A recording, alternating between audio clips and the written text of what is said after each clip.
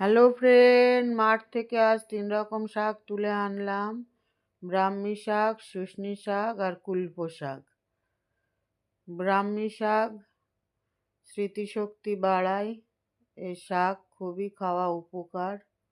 এই যে ব্রাহ্মী শাক, আমাদের মাঠেই পাশে মাঠ, সেই মাঠ থেকে তুলে আনতে গেছিলাম। এই দেখো তুলেছি কতগুলো। আর এই যে শুষ্নী শাক, এই শাক খাওয়া খুবই উপকার।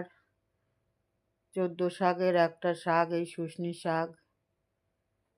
এটাও আমাদের মাঠে ধান কাটার পর এইসব মাঠে এই শাক হয়েছে। এই যে, আর এই যে কুলপো শাক, কুলেখাড়া, রক্তাল্পতা কমায়। এটাও মাঠ থেকে তুলে আনলাম বাড়িতে লাগাবো বলে।